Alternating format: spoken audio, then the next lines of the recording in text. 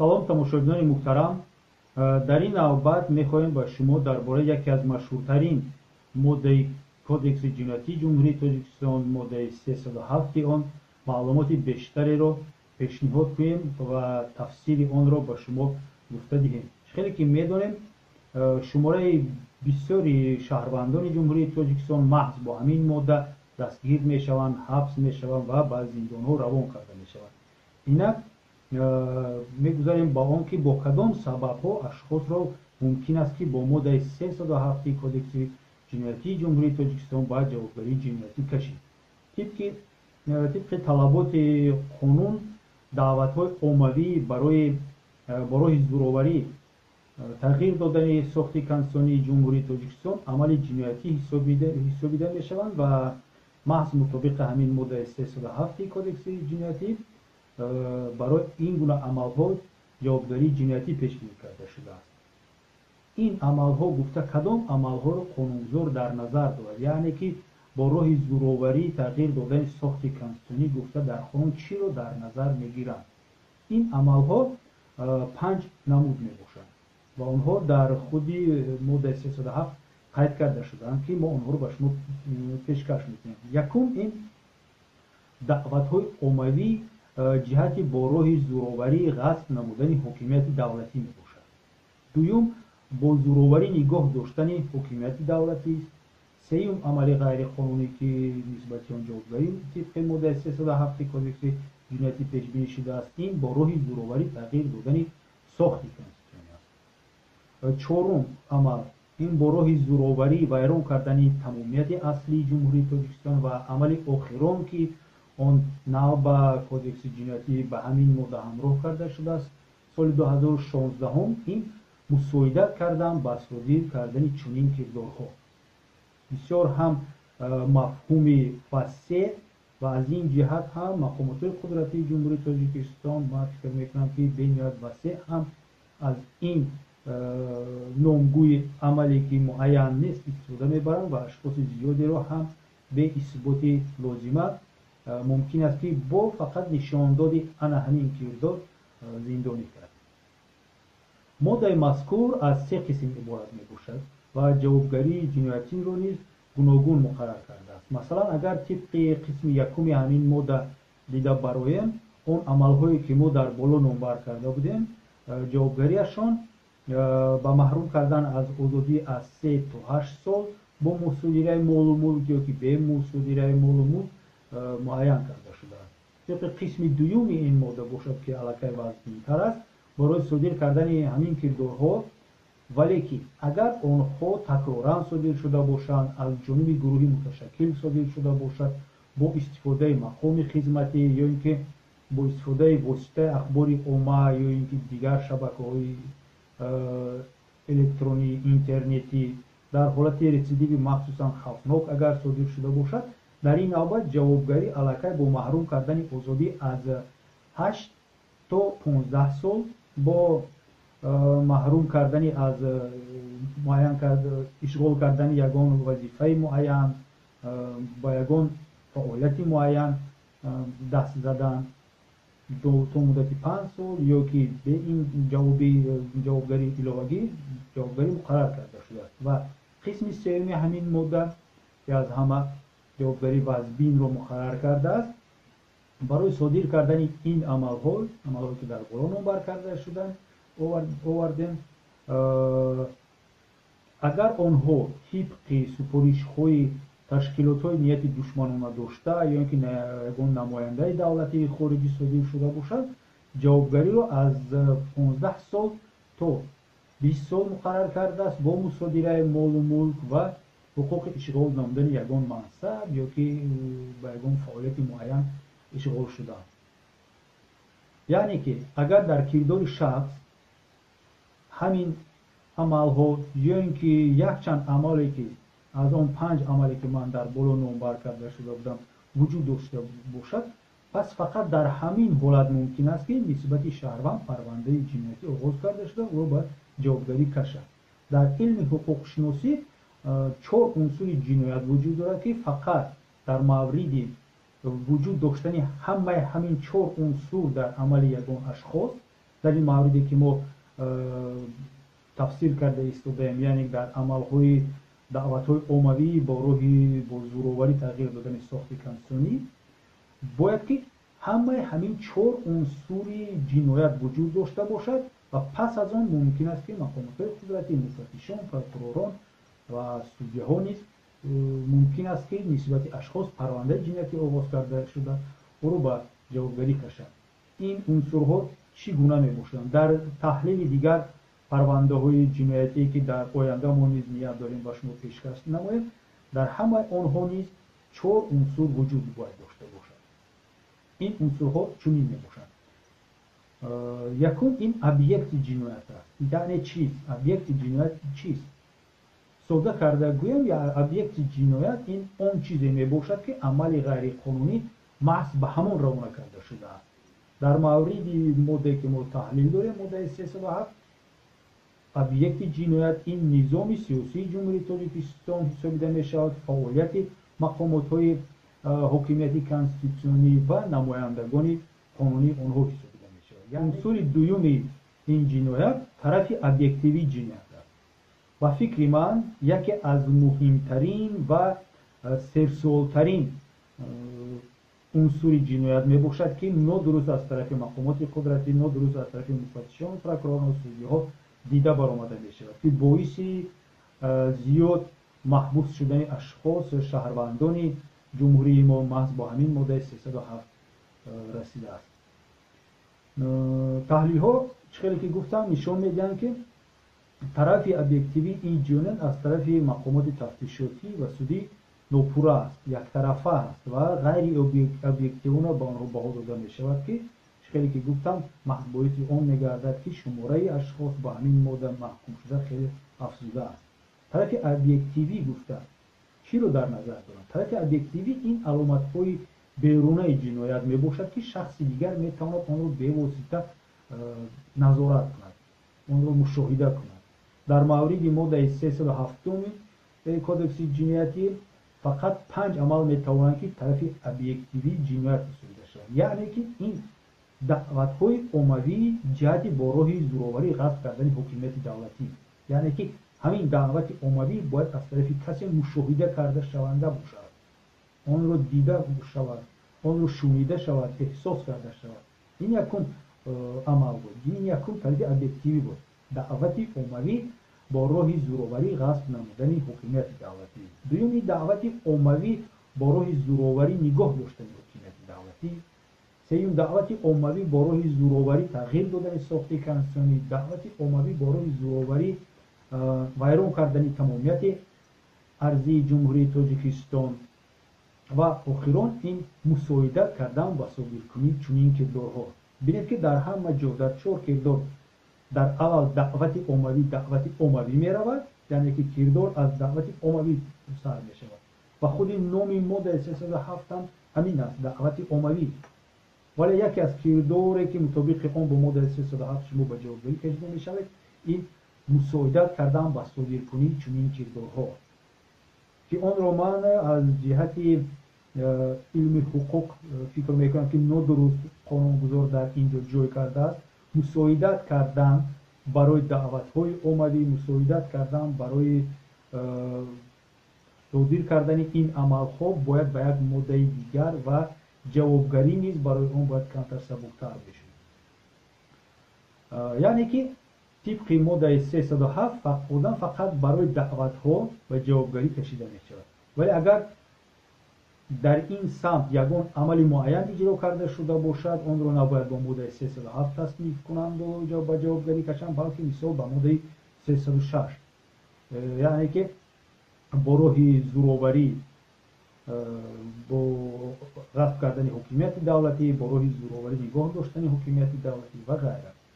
سوم عنصر این خودی شخص میباشد، یعنی آن را سوبیکت جنایت می‌ماند. عنصر سوم جنایت این سوبیکت جنایت است.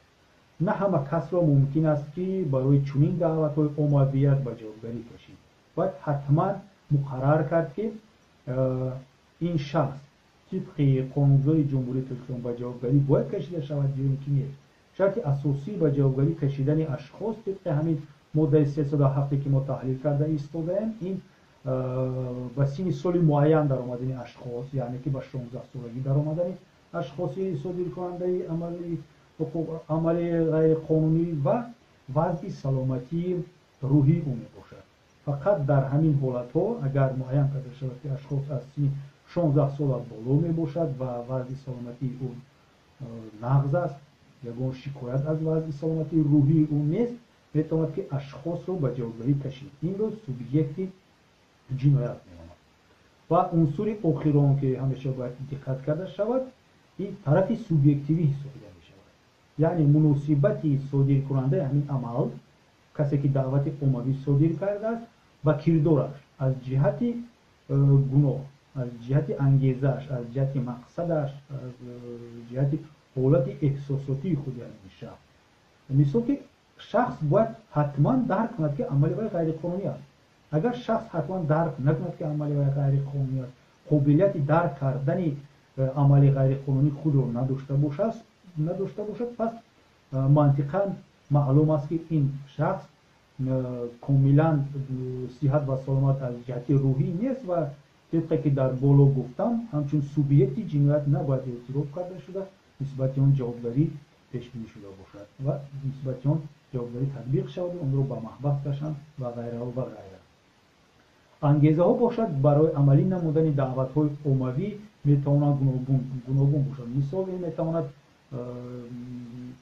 قصاص باشد، میتواند توافق های ایدئولوژی باشد، میتواند یکون منفعت شخصی شخص باشد و غیره. وقتی که شخص رو با ماده 307 گناهکار میکنه، حتما باید که مفتش یک چند نقطه مهم رو در عملهای او معین کند و اثبات کند. یکی از مهمترین علامت ها این اون میباشد که عملهای همین کردار باید حتما که دعوت باید باشد و همین دعوت باید حتما که عمومی باشد. دعوت چیست؟ دعوت این با واسطه سخن، با واسطه یگون متن خطی، شعار، پلاکت، با استفاده بلندگویک، میکروفون، دیگر واسطه تکنیکی از اون جمله با استفاده از واسطه علاقه الکترونیک، اینترنت، شبکه‌های اجتماعی و غیره تأثیر رسانیدن و شعور و اراده دیگران میباشد. یعنی که دعوت این مراجعتی است که در آن خواهش رسانیدن تأثیری راهبری کننده و راهنما و شعور، اراده و رفتار دیگر آدمان برای صادر کردن آنها، برای از طرف آنها صادر کردن یگان عمل معین میباشد.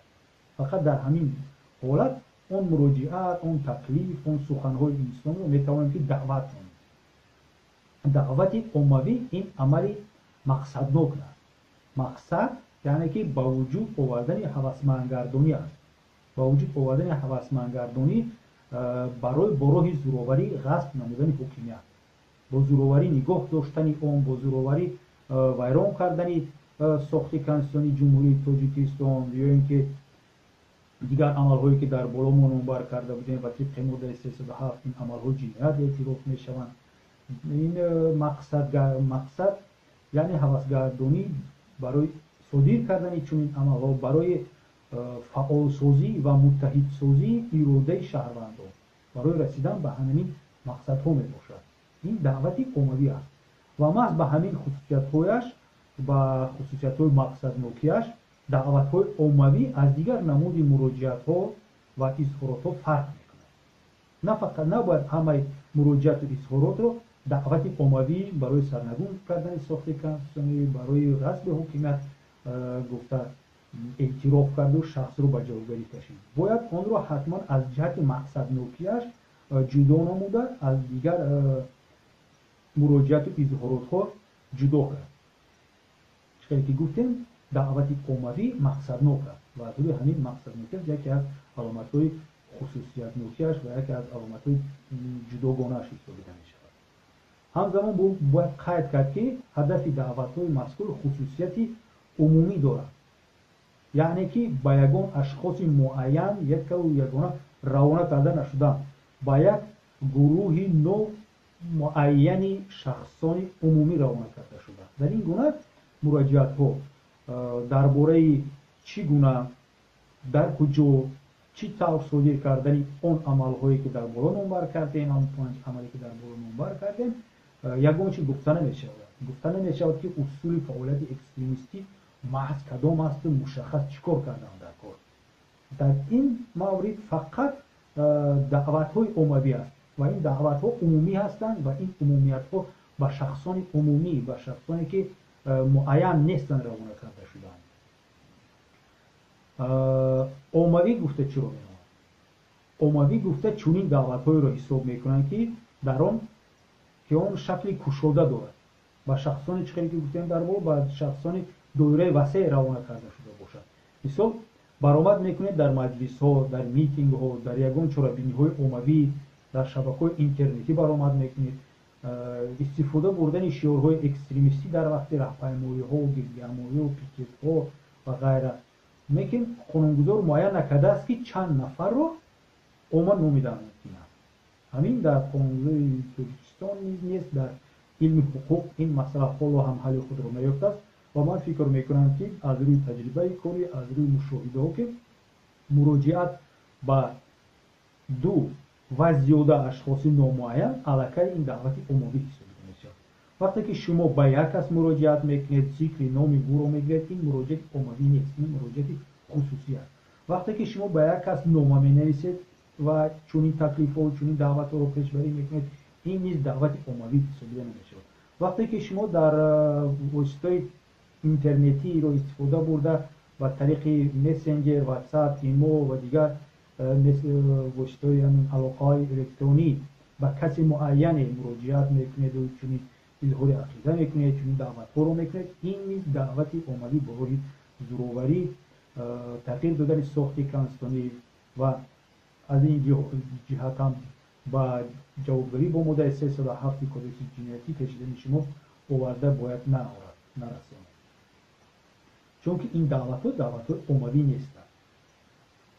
و اینک ما در این برنامه کوتاه همون درباره خصوصیات اساسی همین ماده جنایتی گفته گذاشتیم. فهمیدیم که دعوت چیست، دعوت عمومی چیست، فهمیدیم که برای چی گونه عملهای معین دعوت‌های عمومی گفته حسابیده میشوند و چگونه جزاهای جنایتی پیش بینی کرده شده، اندازه این جزاها ما با شما گفته گذاشتیم.